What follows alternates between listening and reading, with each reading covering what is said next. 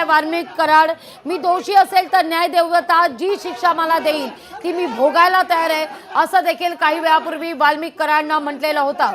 बीडमधील संतोष देशमुख हत्या प्रकरण, सरपंच संतोष देशमुख हत्या प्रकरण आणि या प्रकरणी वाल्मिक कराडला ताब्यात घेण्याकरता मोर्चे सुद्धा निघालेले होते, आंदोलनं करण्यात आलेली होती। अंजली दमानिया गेल्या 3 दिवसांपासून जिल्हाधिकारी कार्यालयाबाहेर ही आंदोलनाला सुद्धा बसलेल्या होत्या। आता या सगळ्या घडामोडीनंतर जवळपास 22 दिवसांनंतर आज वाल्मिक कराड हा पुण्यातल्या CID कार्यालयात शरण आल्याची ही दृश्य आपण या क्षणी पाहतोय।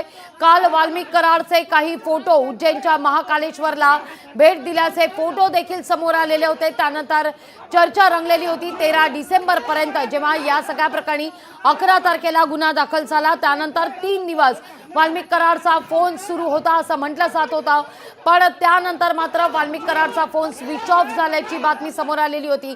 या सगळ्याविषयी अधिक माहिती घेतोय आपल्या ठाकरे शिवसेनेच्या सुषमा अंधारेताई आपल्या सोबत जोडल्या गेलेल्या आहेत। सुषमाताई, काय पहिली प्रतिक्रिया आहे? वाल्मिक कराडनं पुण्यात शरण आलेलं आहे, सरेंडर केलंय।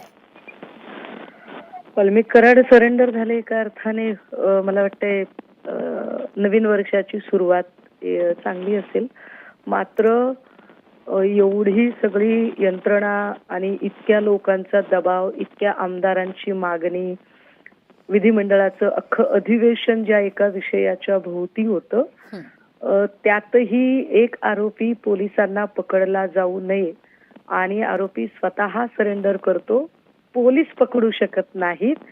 त्यामुळे आत्मसमर्पण, शरण हे सगळे जे शब्द आहेत ते पोलिसांचा नाकर्तेपणा सिद्ध करणारे आहेत। याचा अर्थ गृह खातं नाही पकडू शकलं, गृह खातं कारवाई करू शकलं नाही, त्यांनी स्वतः होऊन हजर होणं हे पोलिसांचा नाकर्तेपणा आहे। अगदी सुषमाताई, धन्यवाद आमच्याशी संवाद साधला त्याबद्दल। ज्या क्षणी गुन्हा दाखल झालेला होता तेव्हापासून वाल्मिक कराड फरार होता। ही दृश्य आपण या क्षणी पाहतोय, ज्यावेळी वाल्मिक कराडनं CID कार्यालयात, पुण्यातल्या पाषाण इथल्या CID कार्यालयात स्वतःला शरण आलेला होता। वाल्मिक कराड सरेंडर केलेलं होतं तेव्हाची दृश्य।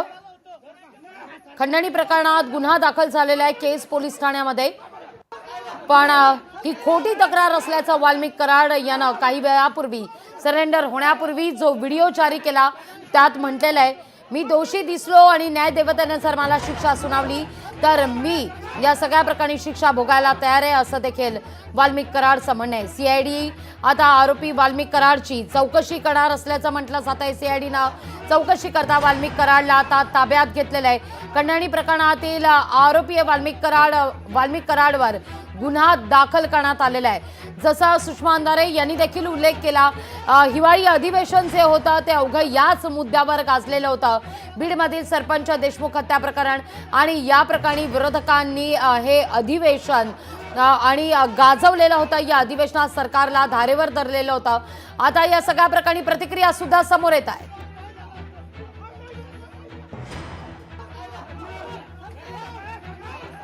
या सगळ्याविषयी बोलण्याकरता विद्याताई चव्हाण आपल्यासोबत जोडल्या गेलेल्या आहेत। विद्याताई, काय पहिली प्रतिक्रिया आहे? आहे की एवढ्या मोठ्या गुन्हेगाराला, खुनी माणसाला, ज्याला राजाश्रय आहे, त्याला पकडण्यामध्ये किती तत्परता दाखवली। म्हणजे खऱ्या गुन्हेगारांना पकडायला पोलिसांना किती वेळ लागेल आणि हे राजकीय राजाश्रय लाभलेल्या गुन्हेगारांना राजकारण्यांनीच इतके दिवस लपून ठेवलं होतं। परंतु शेवटी याचं क्रेडिट मी अंजली दमानिया